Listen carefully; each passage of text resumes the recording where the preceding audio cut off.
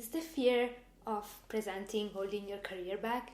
Because I'm about to show you how to lose that fear with 3 techniques that I used and made me from being super scared of presenting to become a guest lecturer of one of the top uni in the UK, only after a few months from graduating.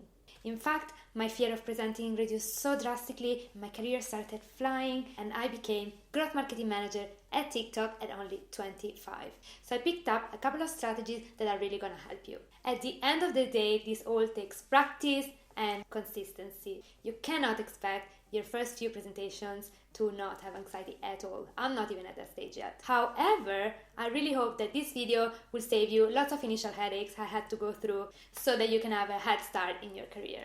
So, if you're interested in learning how I got rid of my presentation anxiety, some techniques I've used to deliver a strong presentation while feeling comfortable doing so, then keep on watching. The first tip that helped me to have a lot less anxiety while presenting, especially after some practice, has been the spotlight technique. When I started my first job after uni, I was terrified of being on the spotlight and thought that whenever I was presenting, everyone would be looking at me. They will notice all the details of my face expression and they will immediately pick up that I am super anxious. This made me feel even more uncomfortable and insecure while presenting.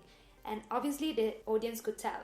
My voice was trembling, like if I would wanted to cry or something. My body was shaking and I was trying sometimes to move my hands a little bit to be a bit more expressive, but you could see my hands were actually shaking. I felt that the only way to deal with this was to try and stop all these feelings. However, this makes it even worse because usually when you try and control these feelings, your body gets even more tense, which makes you feel even more insecure, which makes you practice less and fear presenting even more. At this point, you might be wondering, so Martina, how do I deal with these feelings then? Well, it's simple. You just need to have some reality checks. And the best way to do it is by observing other presentations. Next time you're listening to someone present, look around you. Notice how many people in the audience are actually distracted or not looking at that person presenting at all, especially if that person is insecure and is not presenting in a very engaging way. Most people don't care that much when someone is presenting. Most good speakers will actually try and do the opposite, to be in the spotlight, because they know that it's so difficult to actually engage the audience. Next time you're worried, everyone will notice how you feel and pick up that trembling voice while you present. Remember these words. Nobody gives a shit about you. Sorry. Most likely, half of the audience will not be paying attention at all. They might be thinking what they're gonna have for dinner instead. Think of yourself. When you're listening to a presentation, are you actually paying attention from the beginning until the end? Be honest. And if you are like me a few years ago, when you're waiting for your turn to present, you are actually paying zero attention to other people's presenting because you're in your own head thinking of your own anxiety and of whatever you're gonna have to say next. So often we assume that people will be judging us or disapproving, but actually they might not even think of us at all. We are usually our worst judges. So keep that in mind the next time you present. And maybe for getting some good reality checks, ask one of your colleagues, how did that presentation go?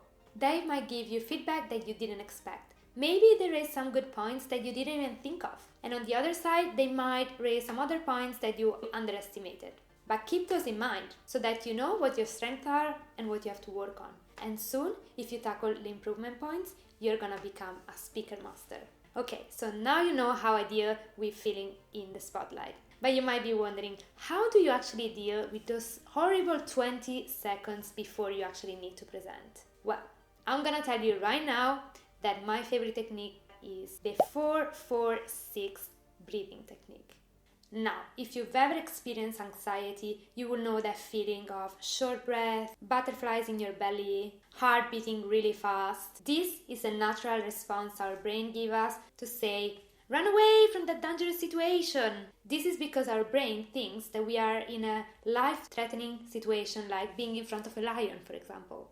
And unfortunately, it cannot distinguish between a real life-threatening situation like being in front of a lion or actually just needing to present, which is very scary, I'm sure, I know, but no, you're not gonna die for it. The brain is actually trying to save you from that dangerous situation of the lion. And it's doing that by giving us these signals, which are great in life-threatening situations, but not so great when you have to perform a job task, right? To reduce these signals, you have to give your body some sort of way to understand you're actually safe. And how do you do that? By using physical techniques like breathing. Specifically, the breathing technique that works wonders for me is the 4-4-6 breathing technique. And I call it 4-4-6 because in this technique, you need to breathe in for 4 seconds, then hold your breath for 4 seconds, and finally breathe out for 6 seconds. Why am I so specific about the number of seconds you have to breathe in and out for?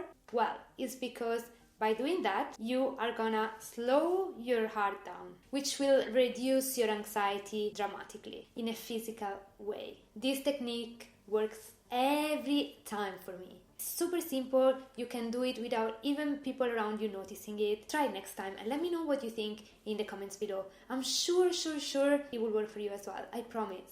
Alright, we've covered how you can tackle those 20 seconds before presenting anxiety, but if you're still anxious, even when you're doing your day-to-day tasks at work, then I recommend you to check out my latest video on how to beat anxiety in the workplace. I'll leave the link down below. Back to us.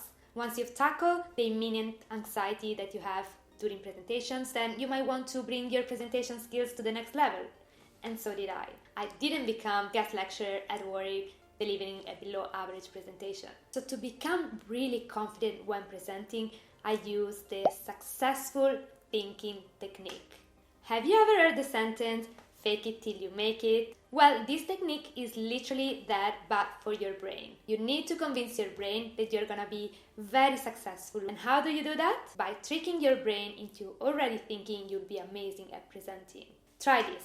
The morning of your presentation, maybe while going to work, picture yourself already delivering that presentation and imagine that your audience will be amazed by your presentation. They will all applaud. While you do that, picture every word you will say, every connection, every side note that will really improve your presentation. This will not only give you a great confidence boost, but also it will help you to actually craft your message and use those connections, those side notes, because those ones are already gonna give your speech a much stronger note. Finally, if you still feel insecure about your skills, then I recommend you to check out my latest video about imposter syndrome and how you can overcome it in 3 practical steps. I'll leave the link down below. As I always say, there is no better way to improve yourself than to put things in practice.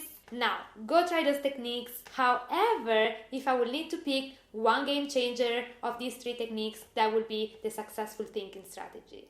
Now, speaking of game changers, I want you to hit the notification button because in the next video, I'm gonna show you how I maintain low levels of anxiety in my life. I love to talk about how to master the most important relationship you'll ever have, the one with yourself. Thank you for watching. I wish you an anxiety-free day and see you in the next video.